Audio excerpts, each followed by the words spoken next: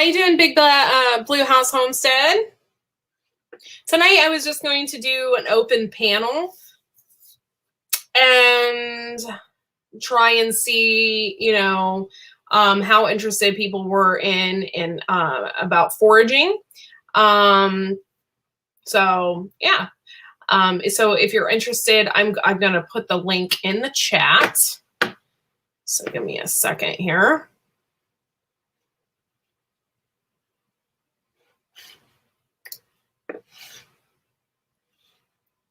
So how have you been tonight?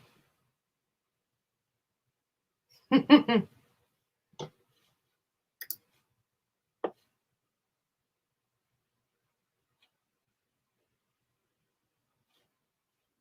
don't know what's going on. Like, everything happened at once. Hey, Conrad Homesteaders, how are you doing? Hey, Boone, thanks for stopping in. I appreciate it.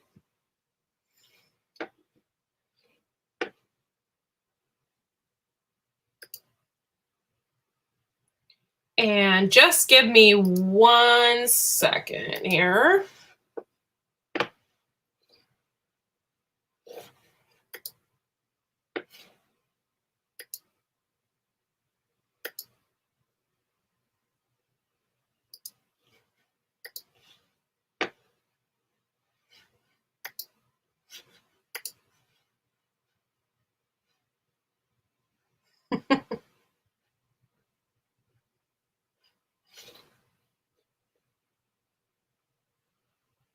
And oh, there it is. That's what I was looking for. Ba, ba, ba. Found it. Sorry, I'm gonna have a Mac and it's super hard to find how to cut and freaking paste around here. So there's my StreamYard link. I just posted it in. And if anybody wants to come on up, we're going to talk about this book. You don't really have to know this book specifically, but I'm going to be talking about foraging. I'm going to be talking about some of the things that are in this book. So, hey, MB Heritage Farms, thanks for coming in. And like I said, I put that link out there, and we can just chat it up if you want to do that as well. But I thought I'd do something a little bit different tonight, so... Thanks for all coming in. I didn't realize that Mallory from Quebec Homestead was live also at the exact same time. So that also makes the traffic a little bit different this evening. Hi, Jones Family Town Container Garden. How are you doing? Thanks for stopping by. I put the link in the chat, StreamYard link. So anybody that wants to come on, they can. And yeah, so I was talking about this book. I just recently got this book and I read it already. That's how interesting it was to me. It's the Northeast Foraging book by Lydia Meredith. And I absolutely love this book. And I'll tell you why. Hold on, let me deselect this. There we go. There are several things in this book. For me, foraging is really most important to do in your area, right? So I bought this Northeast book because why? Because I don't live on the West Coast. So I plan on foraging in my area. So one thing I found really interesting about this book is it tells you all the plants and everything in the Northeast section of the United States. So there are some things in this book that I found really interesting, and I'm going to go to my first. I really, really love this nut, and it's called a filbert. Has anybody heard of this before? Hey, Uncle Al, thanks for showing up. This is something that you can forage in the Northeast. I put my link in the chat if you scroll up. So if anybody wants to join my live, they can. I'm just like chit-chatting and talking about foraging because it's something I'm really interested in. So filbert is something that it grows in the Northeast Ohio, or in Ohio, but in the Northeast section of the United States. And when you live in the areas that we do, it's really important to learn about the plant life around here. I mean, you can get a book about the West Coast, but that's not going to help you here. So yeah, hazelnuts. Totally cool, huh? I never really even knew they were called hazelnuts until recently. I've always called them filberts. So yeah. So I just think that's really interesting. There's a couple other plants that I wanted to go over. Has anybody ever foraged for wild asparagus? My husband was telling me that this is something that people really sought after here, and they look for, and it's really good for you. Like, so if you're in a situation where you're in the woods and you need to forage for wild vegetables or something like that, asparagus is something that really grows on this side of the United States really well. They look so neat when they grow. Yeah, they do. They look really super cool. And so that is one thing that I wanted to talk about. Is anybody interested in coming aboard?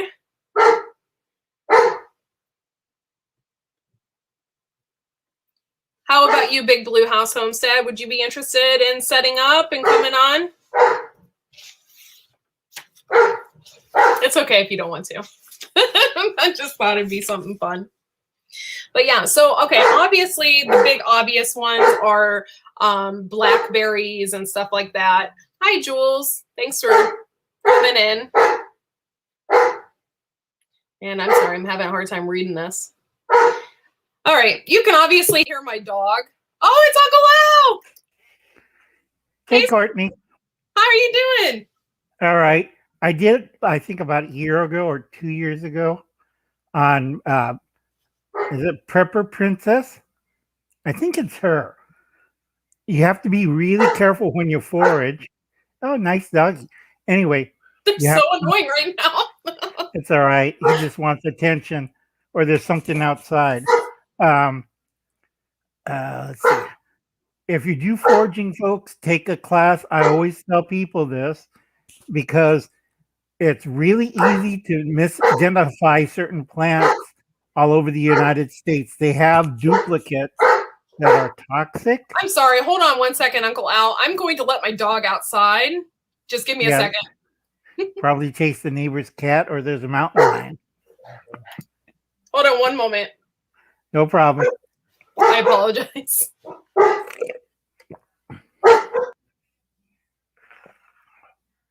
Okay, folks, I'm still here.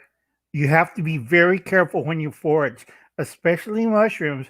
We just have a case of family of 6 because of the rains and stuff here in California and the winds. We have a fast-growing mushroom crop in certain areas. You have to be really careful because they're in the hospital getting detox. And lucky they didn't eat the killer mushroom. We have one killer mushroom in our area. Oh. Okay, I'm sorry. Well, he had to go out, so he was really barking. Right. Probably barking when he tried to get back in. I'm like, learn this truth with horse chestnuts. Yeah, trust me, you'll learn that really quick. Do not eat that one forage. There's only like the Chinese and the American chestnuts safe to eat. If you eat horse chestnuts, it's not going to be a pretty sight. Yeah. You'll be needing the toilet and a bucket. And probably going to the hospital too. Yeah, that's not good. No, this is why I tell a lot of people, because Prepper Princess smelled a plant that smelled like marshmallows. Marshmallows do not smell, no plant in the world smells like marshmallows because it comes from a root. And it doesn't smell like marshmallows. It smells like, I can't say that word on YouTube right now because I got a strike on that one. Okay. But once you cook it and process it, it's fine. Another thing with foraged items, you have to process them. You cannot pick it and eat it because, like when you were gone, I told people this family of 6 went up in the foothills because it rained and they were looking for mushrooms. And they thought, oh, these are safe. They look like morels. And they popped them in their mouths. Yeah. Do you know how much life flight costs? That's a Yeah. helicopter pick you up, take you to the It's really hospital. expensive. Yeah. Yeah, it's $15,000. Yeah. They And had a sometimes your insurance does not cover it. right, and it a family of 6 being transported to our local hospital. Wow. You know, people, if you're going to do it, you're in Ohio, right? Yeah. Okay, you want to take the class. I can't remember which college in Ohio teaches it, but I know there's several in there. It's an 8-week course for plant identification. Oh, I would love to take a class like that. That would be Okay, awesome. don't do it online. You got to do it in person.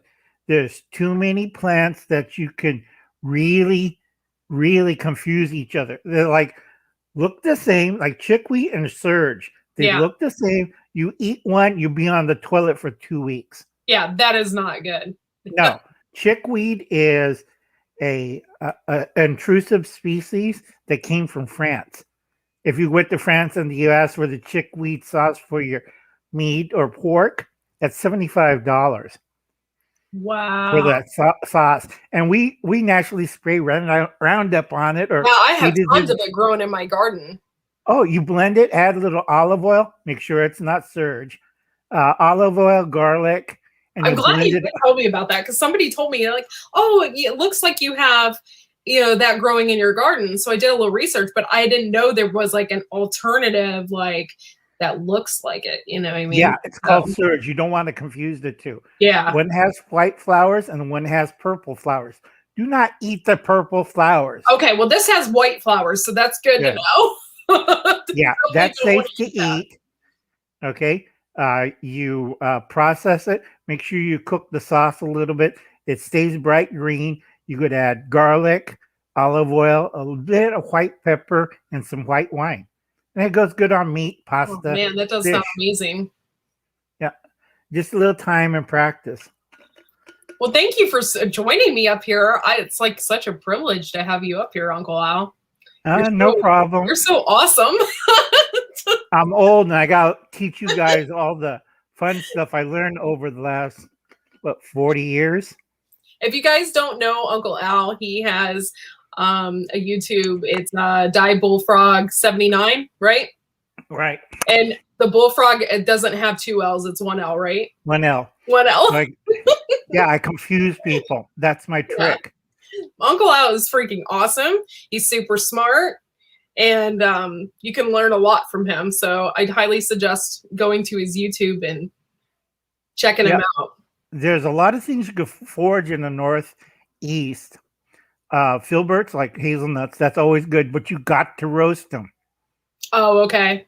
Okay. You'll find out if it hasn't been dried for a long time and you try to eat, well, these are on the ground and just came off the tree. I'll eat a whole bunch of them. Is that Again, why they're so expensive? It's because they've been dried for a long period of time. a long period of time, or they're roasted. People forget that. and if you eat a unprocessed filbert or hazelnut, you'll find out. It's like, why are you doing in the bathroom? Do you know our toilet paper is so short? Go through 3 or 4 rolls. And during this time, you definitely don't want to be going through that much toilet paper. Right. Yeah, let's see. Okay, on mushrooms, you got to be really careful. Yeah, that's always scared me. My grandfather always ate mushrooms out of the backyard, but he would never. Yeah. I never want to show you. He would never teach me because he was always afraid that I was going to pick the wrong one or something like that. Because there's 2 mushrooms. One's a puffball and the other one is not. Yeah. No, it's a toadstool. And if you eat that one, it's a trip to the hospital and probably get a kidney transplant. Oh, yeah, that's not good. No. Not good at all. I can see Dustin like, how much was the bill for the immediate transplant? What? Yeah, he would not be happy. No. So, like I said, folks, Clint Eastwood did a movie called Beguile. It's like a Civil War movie. He played a young veteran who got his leg blowed off, and he was having sex with everybody in the convent, I think. I'm not too sure. It's a girls' school. And one of the girls got mad and fed him poison mushrooms. So you have to be Man. really careful on I'm gonna mushrooms. have to look that up. I've seen a lot of. My dad was a huge Clint Eastwood fan, and I've seen a lot, but I don't think I've ever seen that. So I'm gonna have to check that out. Yeah, I had Betty Davis in it, I think. It's Hmm. an old movie. Uncle Alan's old. Nah, you're young. You're young at heart. No, I use tricks. I put aloe vera gel on my face to keep it nice and soft. I dye my hair. You can see the gray streaks. But I do tricks. Well, thanks, Copper Kettle Farms, for coming in, and thank you, the Tinker's wife. Hi, Pete. Thank you for stopping in. We're just chit-chatting, and Uncle Al knows way more about foraging and stuff than I do. Right. I'd love to pick your brain. Oh, you're so freaking awesome. It depends on the time of year. Now, right now in the snow, I argued on another channel on foraging. I told him there's 3 feet of snow in upper state New York. Let's see you go forage out there for food. Yeah, out dead of winter. Am I right, Courtney? Outside it's snowing. Yeah. You try to find fruits and berries and green little plants under how many feet of snow?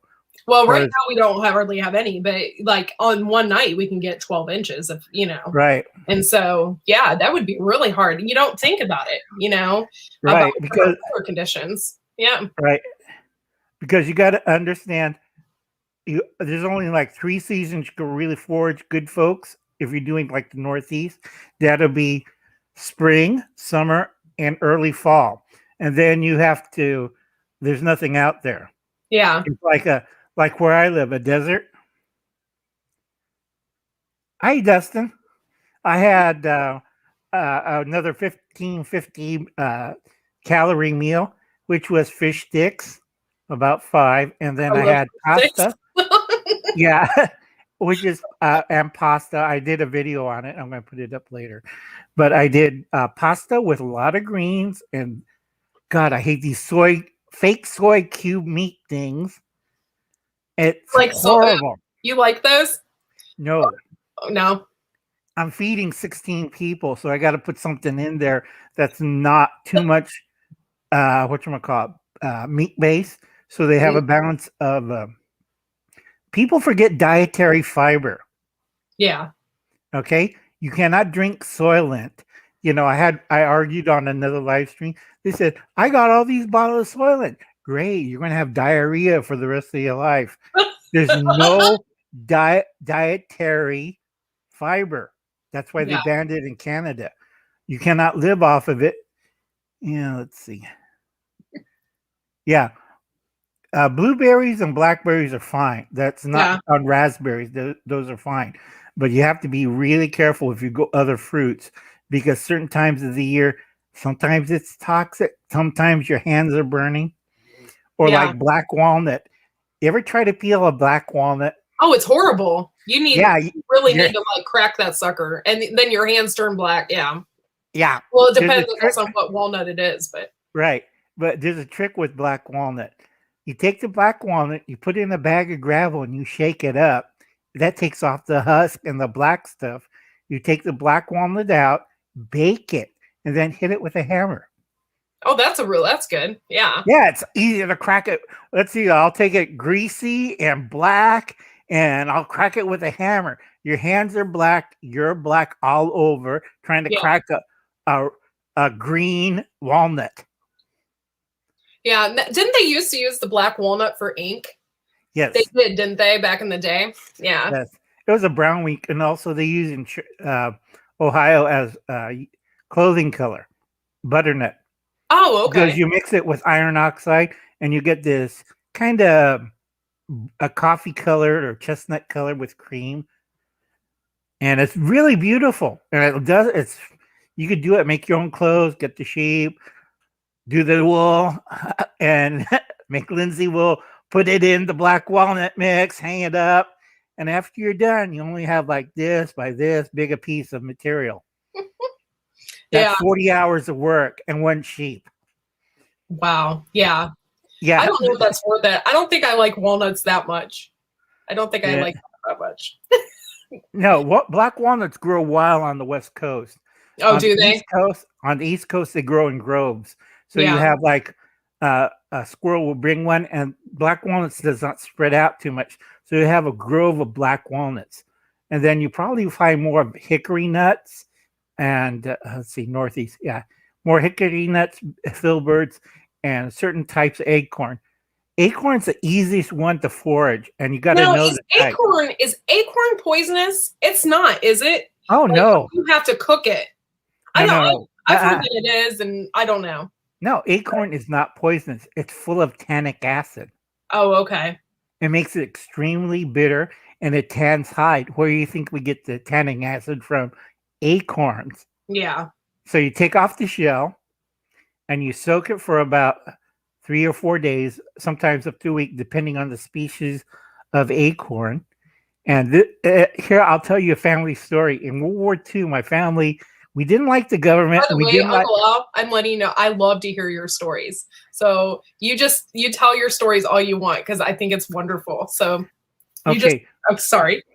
Go ahead. it's no problem because a lot of people don't know what you could do with acorns. We make pasta out of it, and we told a couple of friends, my family did in Japan during World War II, because there was a big rice and wheat shortage, and everybody was starving. They're emaciated and stuff, and they're looking at us like, "What are you guys eating?" We have flour and udon noodles. Okay, and they're like trying to figure out where you get the flour. We never see you raise rice or wheat, and no, we collect nuts. And then they showed them, but they didn't show them the processing part of acorns. And everybody who made like dumplings and noodles couldn't eat it because flour was so bitter because they didn't wash it and roast it like we did and grind it up to make flour. And they made noodles, and everybody at this one noodle bar that my family didn't like, who ate the noodles, were vomiting on the street. They didn't even make it out of the shop. And we're all cracking up because we know what we do with acorns. So, folks, if you do acorns, you have to practice with it. You shell the acorn, you rinse it out. Indians use a stream and a netted basket. And can you use any type of acorns? Because I know there's small ones, and then there's really big ones. Right. You have to go identify. No, you have to identify it. Okay. Because there's 3 acorns that has so much tanning acid in it that. Remember, I told you about the people vomiting in the streets. Yeah. You don't want to do that with Dustin. I don't think Dustin was like, what kind of cupcake is this? Yeah. Well, he's a truck driver and he's on the road, so he doesn't have access to a bathroom most of the time. So that would be all bad. Yeah. I was trying to invent a portable toilet for truckers, but it didn't work out too good because I still had a few bugs in it. You keep driving, you put it on, and when you're done, roll down the window and throw it out. But I still got to work on it. It's between a Pampers diaper and a pizza box, and I still have a few bugs in it. Okay. But it does work because I tried it on my cat when I had cats because I was tired of changing the litter box. Yeah. So it was Instapet or Instant Toilet Pet. They go in, do their business. You put it, close it, and throw it in a garbage can. But I had a few problems with it, so I quit doing it. And I was thinking, hey, maybe I could do it for truck drivers and, make a little toilet so they can put it underneath their seat. And when they have to go, they go. Don't have to stop. But still, I got a few bugs in it. Everybody's wandering. Spray the rocks. Destin. So have you ever lived on the East Coast at all? Ever? A little bit. A little bit? It's more like a Florida. Nothing up past New York. Oh, okay. Okay, haven't been up to Maine because I want to do some research up there. But like I said, in your area, you have to be careful.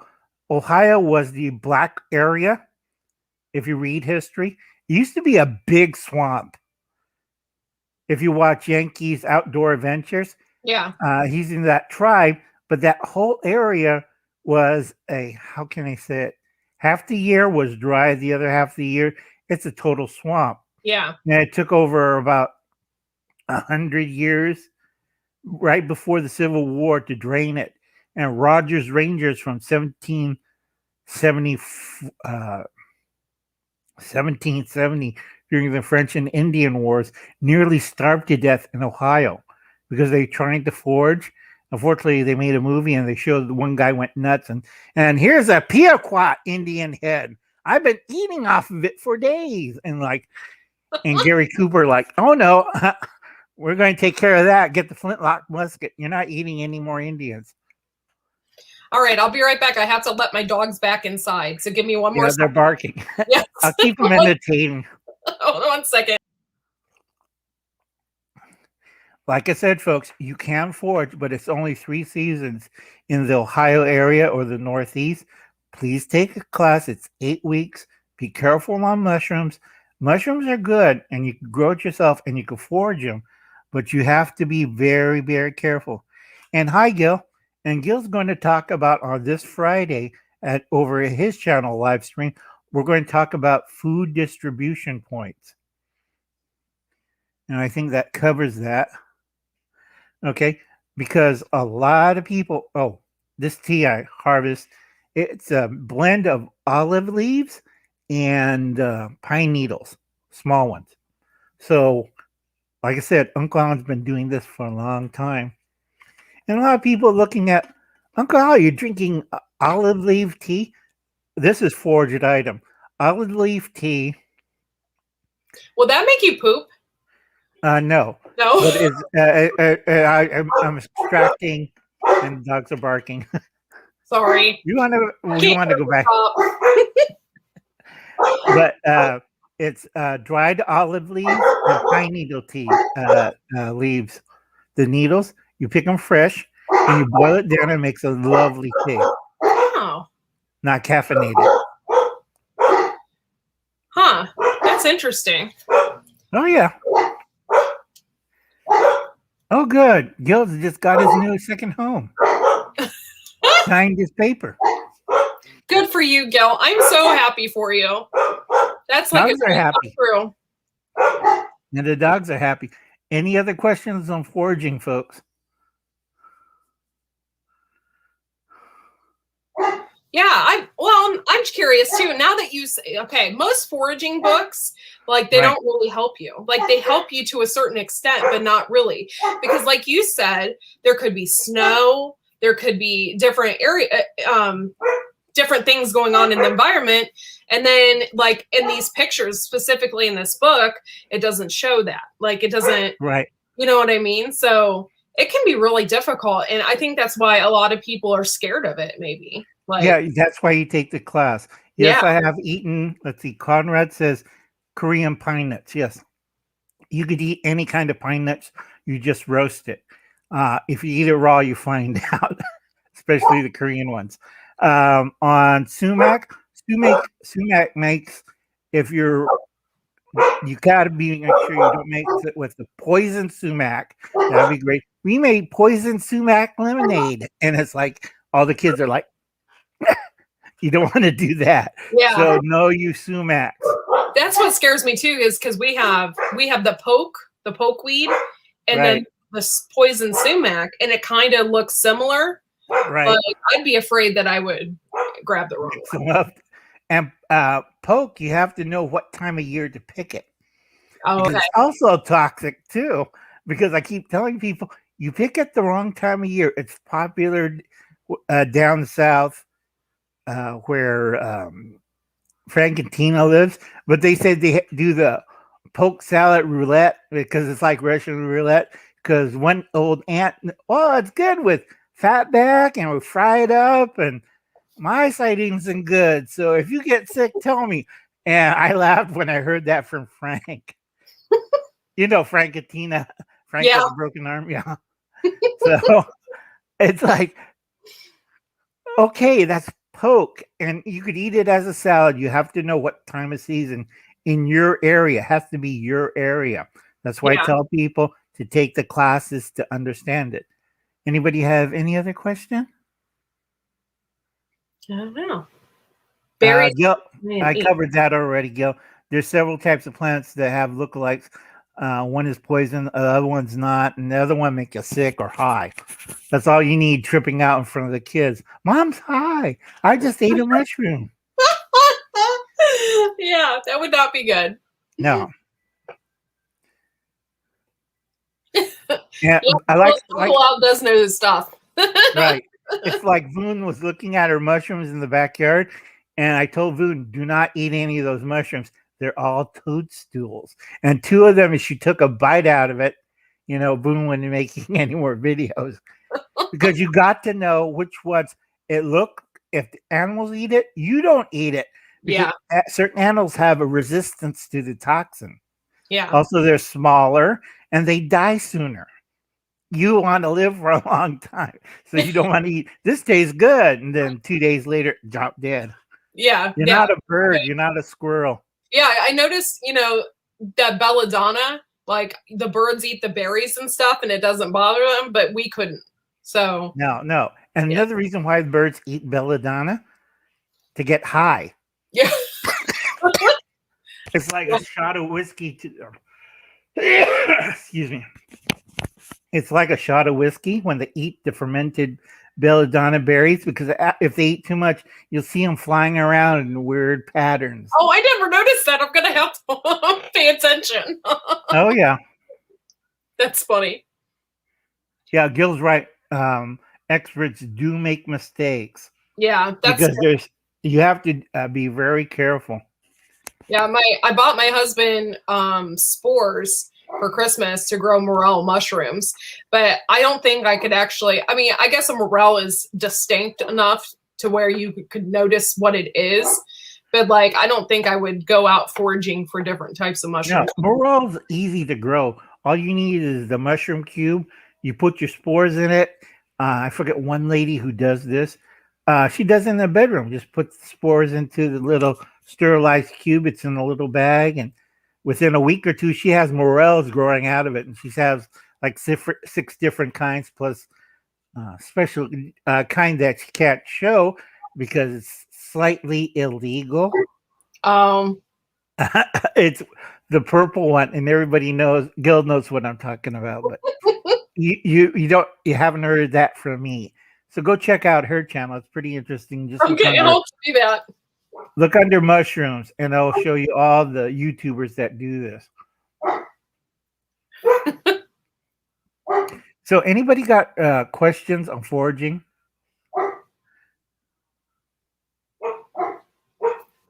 If you have an ice chest, that's really good for certain plants in certain times of the years. Nuts and berries, if you know what you're doing, they're fine. But identify the plant first. Make sure it's from a clean location. I do mean clean location. You do not want to pick nuts and berries from a toxic waste site. Yeah, not or on the side of the road. Or by the road, or anything they got treated by chemicals. Let's see. What did you say? Bomber Steve, that's a secret. What was the secret, Bomber Steve? Let's see. Oh, silly hat. I think. Hi, Growing Green Mom. Thanks for stopping in. I would like to thank everybody for hanging out with us. Yeah, I was just gonna like pick through this book, and then you came on. It's like, well, I don't need this book now. No, just pick my brains. But like I said, there's certain items in the Northeast that you could, if you look in the book, open up the book, because Uncle Alan has a library you would not believe. Open it up, pick a page, and we'll talk about it. Okay. All right. So what about May apples? Because I'm very curious. May apples, you got to pick it at a certain time of season. And May apple, you have to be careful because there's 2 kinds of May apple. See, I did not know that at all. Yeah, one's safe to eat and one's not so safe to eat. And they're related, they're cousins, but one deer likes to eat it, you can't eat it. And there's one it's safe for people. They look really similar. This is why I tell people you have to take the class and you go around and they'll tell you what time of year it's safe to pick it. If you pick it the wrong time of year, it has a certain enzyme that, oh God, What was that movie where people were vomiting blood? I think it was a zombie movie. Day of the Dead?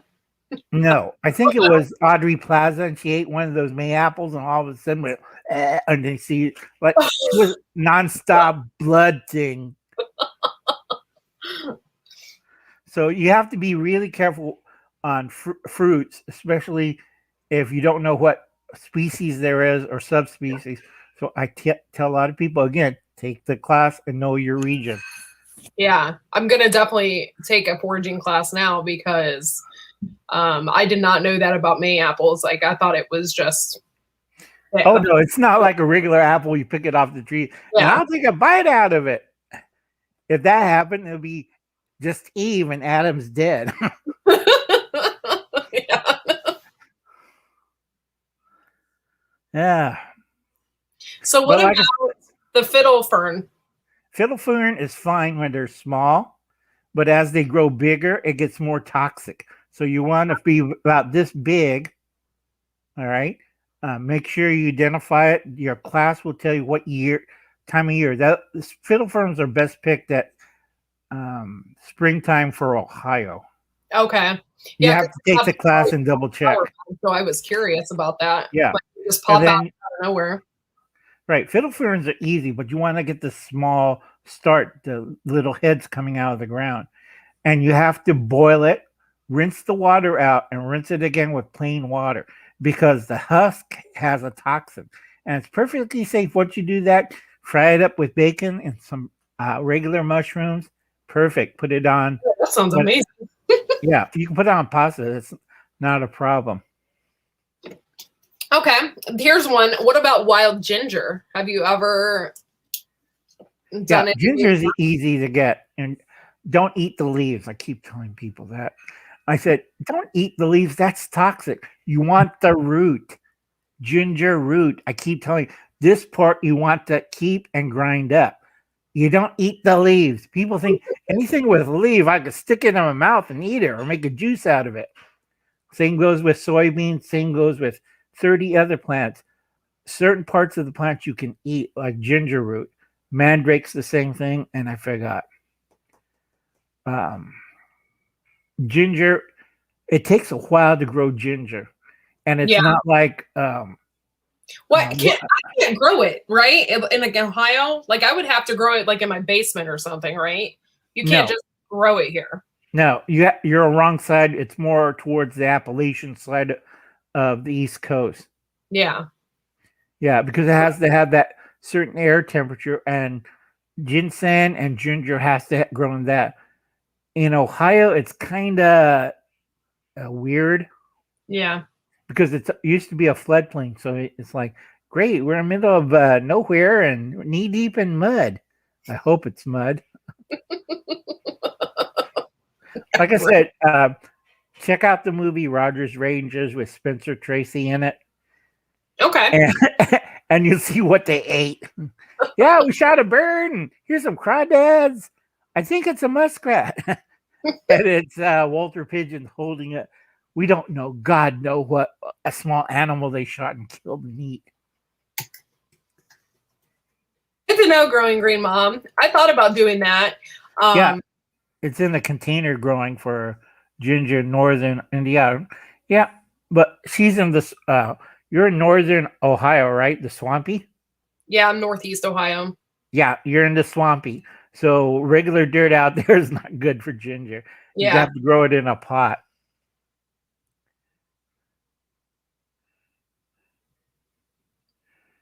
Now, let's see. So, okay, I've been watching like a lot of Appalachian type shows because I'm like really into moonshine and stuff like that. And there was one specifically where they're hunting for ginseng. Right. What is the difference? I know that there's several different types of ginseng, right? Right. Appalachian ones. The Appalachian one, like regular. There's a cultivated one that you plant in the foothills of Appalachia. A lot of people don't like that because it has a weird. They use it for herbal medicine, and that's not strong enough. They're looking for the wild ginseng that's grown out there, and those is like, Yeah, we're prospecting for gold. It's that hard. And if Yeah. you get a little plant like that, that's $250, the root. Crazy. Yeah, That's because that's wild ginseng, and it's yeah. hard to find. And I know people that shot each other. They had feuds and wars on that's my patch of ginseng, or and they pull out ARs. I'm like, okay, let's all leave from this area. Yeah, yeah, that's not good. No, because a lot of people, you know, they don't like you to trespass on the land. If they have ginseng, they'll say, warning, we shoot anybody. And then you leave, you turn around and you walk away. Yeah. Yeah, I know there's like several different types. I know there's one specifically women can't take because it messes with your hormones. It'll make you grow Yeah. facial hair. Yeah. Yeah. That one is native to the Appalachians. Certain ginsengs around the world, like a Siberian or Chinese ginseng, are grown either wild or marketed. You have to be careful because it will interrupt the menstrual cycle and you will produce male hormone patterns. Yeah, that's not good. No, you got to know which ginseng to harvest. You Yeah. don't like, Dustin comes home. I've been drinking ginseng tea. Hi, honey. See my muscles? I don't think, yeah, I don't think Justin would enjoy that. So what is your take on wild lettuce? You have to be careful on wild lettuce. There's 4 different species of it. One you can eat, one's a narcotic, and another one is semi-toxic. And they used to use wild lettuce as a painkiller before opiates. Britain did a lot of research in it, but it's really hard to harvest and manufacture. So that's why they went to the opiate wars in China to get opium. Yeah. Okay. But it is a viable factor, but I don't recommend it. I prefer, like, minor lettuce is easy to find and eat. And also wild lettuce, you got to know the type. That's easy to eat. Not a problem. But there's 2 others you have to be really careful. And also it produces a milky sap. So you have to be really careful on wild lettuce. Yeah. I was curious about that because I know a lot of people like need it for pain and stuff. And I know you can buy it over the counter. Like you can buy like wild lettuce over the counter, but I didn't know if that was the same as foraging, if it's gonna be the same or right. Usually the one you buy over the counter is a tea. And the tea is only like 15% effective. Yeah. What we're talking about, what the British did was make it into an injectable. Oh, wow. Like heroin. Because Bear Aspirin was trying to figure out, let's see, a wild lettuce, we can make a baby syrup out of it. And it's like, you're going to feed babies wild lettuce extract? Great. Yeah, because I mean, it does work like opium, right? It's pretty close to it. So yeah, I wouldn't feed that to my baby. That's like not. No. Or the dogs, here, have a spoonful of Bear wild lettuce tranquilizer. Dogs are like, oh yeah, man, that's great. Get them strung up. You would not believe what they used to put in patent medicine in the old days. Oh yeah, there was one specifically. I cannot remember that they used to give pregnant women when they were pregnant in England, and it caused thorium. Oh yeah, that's you have like, hi mom. Yeah, the rest of my arm. That's flippers. Yeah, and that was scary. Yeah, that's scary. Yeah, you take one a day, no morning sickness, everything's fine, and then you pop out like, my son has 3 heads and 4 flippers. Yeah, that's not cool. Yeah, it was big in the 60s. Pete's Little Home says he eats wild lettuce every year, just one kind. Yeah, that's a safe kind. And if you use a vinaigrette with a little bit of hard-boiled egg, it's great. That sounds good. Uncle Al, too bad you're not my neighbor. I'd have you cook for me. I'm already cooking for 16 people. Well, what's one more? Like I said, easiest one is Chinese broccoli. You grow it at your house. It's a lot easier than eating the little green heads. Just eat the leaves, chop it up. Put it in stir fry. I just did a video. I'm probably putting out late at night. Show you what it looks like. Easy to do. Put it in fettuccine. Add a little I love margarine. broccoli. I have a bunch And of seeds of it. yeah, you can do it with spinach leaves too. And then you put a little drizzle of olive oil and Parmesan. Not a problem. Oh, don't forget the garlic. Oh yeah, like, I eat garlic all the time. My husband yells at me. When Yeah. we did our garlic video, he was wearing plastic gloves to plant it. He's like, I don't want to smell this on my hands. He's like, however, if it was my wife, she wouldn't mind because I do. I love garlic. You want to get back at Dust and feed him rampions. Oh. That's one thing not, I've never had, and I would love to eat that. I would love to try it. It's coming in South and Central Ohio is rampions. Yeah. And you eat that, nobody's going to be near you for 3 days. It stays on you. It won't go out in the the morning water or in the night soil. It doesn't go away. You stink like rampions. Oh, for I'm 3 sure. days. Hey, the mosquitoes stay away from you then. Yes, everything stays away from you. Yeah, I love garlic. Like, and my grandfather every year, or all the time in his garden, he would plant like just regular little onions, those little green onions or whatever. Right. And we would always like pick them and then put salt on them and eat them. And I've always done that ever since I was a kid. And my husband's like, I can't believe you're eating those. Ugh. And I'm like, I just love them and I just eat them as a snack. And they're not as great from the store. You have to grow them yourself, Right. But oh man, they're so good. Oh, there's 5 types of onions like that. In Japan, they have a long one, which is a long white stem. It's called negi. If you get the seeds, you'll love that. You can eat it right off the ground. It's very mild flavor, and it's used in a lot of Japanese dishes. But you have to grow it at home. That's the neat thing. Italian red torpedo. I tell a lot of people like Eva in northern New York, because they have snow and a very short growing season, so they can't get the bulbs of the onions.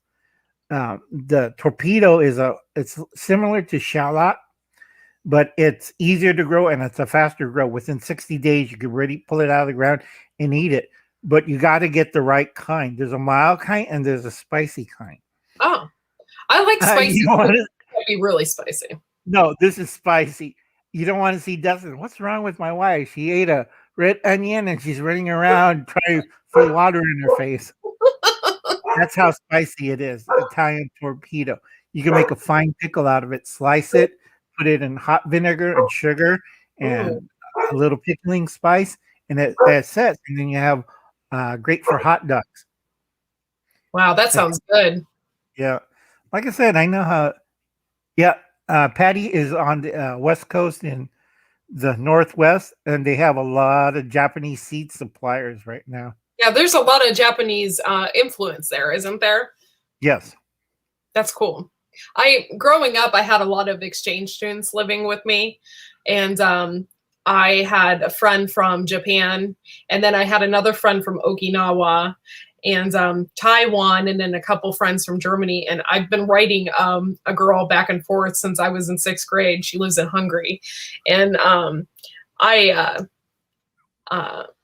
lost my train of thought now. God, Lord. Sorry. It's all right. But yeah, we used to have so much fun together. Oh, yes. And my one friend is a famous pop singer in Japan. And she makes several albums. She's like super famous. And she did this one album for this video game. And it's I mean, she just travels all over and does all this cool stuff. She's so cool. I have to interrupt 1 second. If everybody sees on the side chat, Patty put up the seed company. It's Kitsuwawa Seed Company. Type that up and check on their seed catalog. It's a really good company.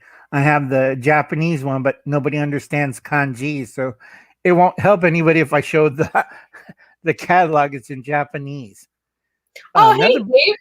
Dave just stopped in. I don't know if he's been here. I haven't really. I'm sorry, guys. Not that I'm not ignoring the chat, but there's Dave, Southern Ohio prepping. Hey, Dave. And then this one I tell a lot of people, and if you don't have an Asian food shop, get this book at Amazon, and it'll explain all sorts of interesting vegetables that you can grow if you have an Southeast Asian, regular Asian like Chinese, Japanese, and Korean, or Southeast, and you can make extra money because they will pay top dollars for those vegetables. Oh, wow. Unfortunately, you're in Central East, Southern East Ohio. You have more Germans over there, so Yeah. you got to look for German, Hungarian kind of vegetables. Yeah, my grandmother, like my entire family on my mom's side is German. So yeah. A lot of German influence. Right. My family spent some time in Ohio, and they said a lot of Germans, and a lot of Germans were during the 30s were mad and went back to Germany. There was a village probably about an hour from me. It's called Zor, and yeah, so this whole area is really German influenced. Right. What's kind of weird is some of the war vets. Yeah, I fought in World War II, and they ended like that. My dad says, that's unusual," and he kept talking because my dad speaks German, and he said, "Yeah, but I fought for the other side, not the U.S." Yeah, my grandfather fought in World War II, and then my uncle Tony Proshko, he fought in Germany on the German side. He never really talked about it though. Yeah, a lot of people don't realize it, but a lot of Americans fought for Germany because they thought, well, on Time magazine, Adolf Hitler. Remember, a lot of people don't read history. On Time magazine, Adolf Hitler was Man of the Year twice. Oh yeah. And you really have to read up on the stuff that he did, like before he became who he was. And It's like, it's crazy stuff. Yeah, but he was a really nice guy. And Patty, this is the name of the book. And it's by this person. Amazon still got it. Have to check that very out. Good. Yeah, it's a very good book. Some libraries have it. Wait, that's the dry squid. Nobody wants to see that. Did you get a picture of that book? It says Wide Family Farm. Have Uncle show book again, please. Okay. There it is, honey. There you go. Yeah, that's really cool. I'm bok choy is something that I've been growing in my garden, and it is so hardy. It's had snow on it, and it's still popping up through the snow. Yeah, I also make. And she froze. Oh, sorry. Close.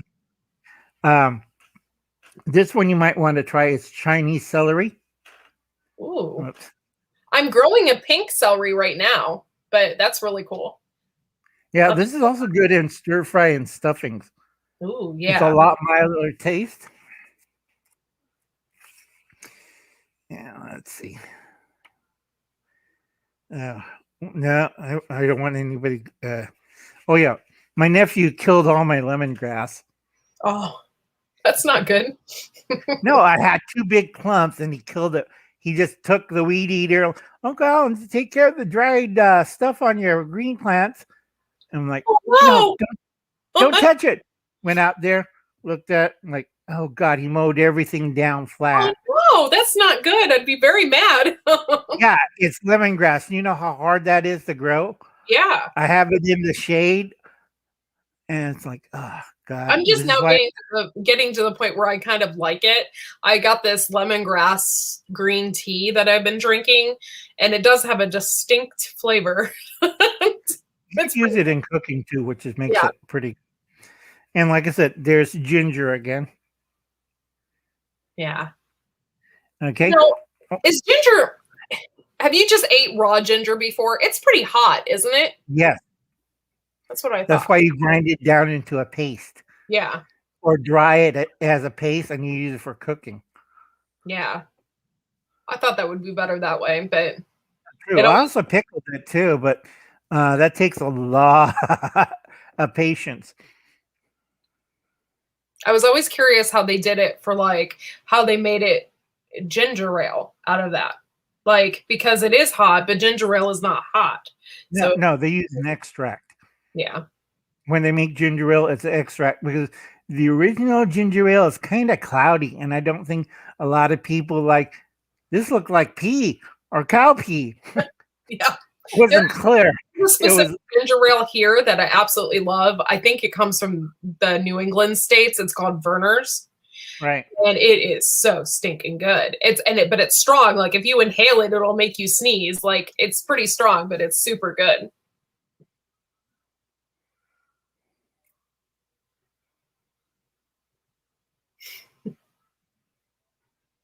Oh, I didn't think about putting it in kombucha. That would be good. Yeah, Jules accidentally killed a certain type of uh, Japanese plant with Roundup. I bet you they were upset. I know what he's talking. Those expensive too. Yeah. Well, that was pretty much it on my foraging platform that I had planned out. And yeah, but thank you, Uncle Al. You're so awesome. So glad you got to come up here and like I've never really chatted it out with you either. I've never really talked to you. So Yeah, like I said, foraging is an art. Yeah. I tell a lot of people, and you have to be really careful. And yes, you can eat ginger candy. That's another form people have to learn to cook. But you have to be very careful when you forage because there's too many lookalikes out there that can make you sick, can kill you, or worse thing like Dustin, your wife's tripping out again. We don't know why. She ate some weird grass and she's down the road. Can you pick her up? You don't want to have that. Yeah, you definitely can't blame that on alcohol. No.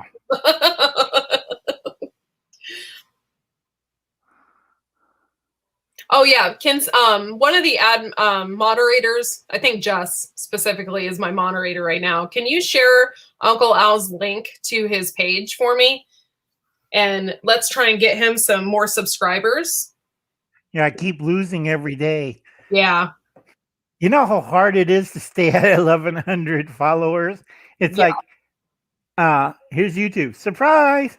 We're giving you an extra for New Year's, extra 1,800 hours. Wait, I just got it down to 25. Well, here's 1,800 hours more.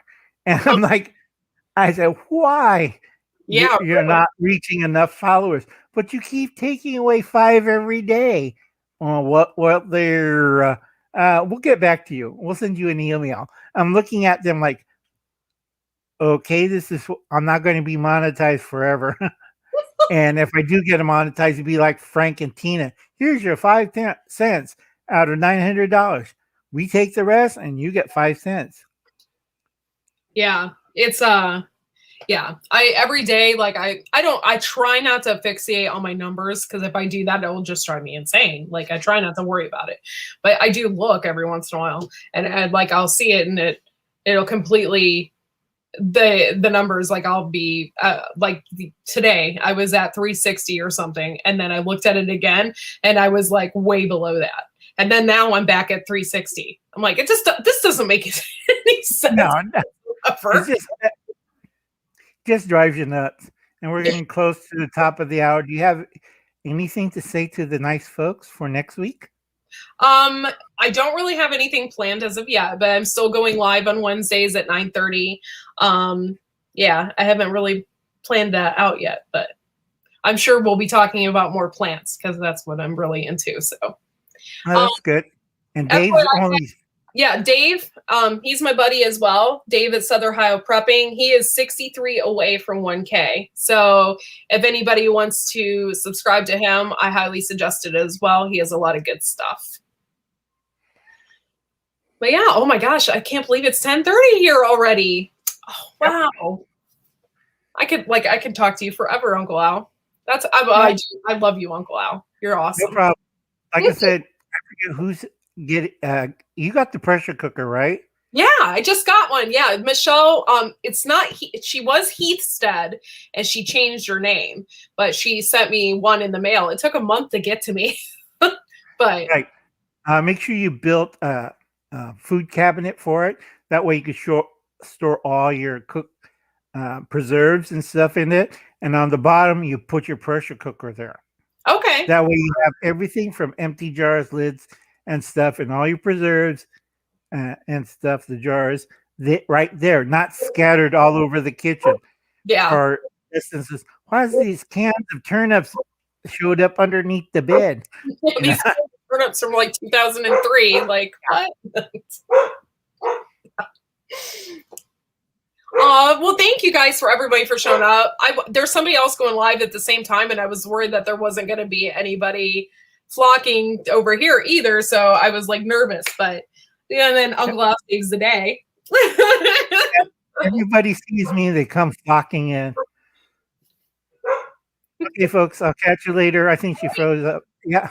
Yep. Have a good night, everybody. Thank you. Bye. Bye.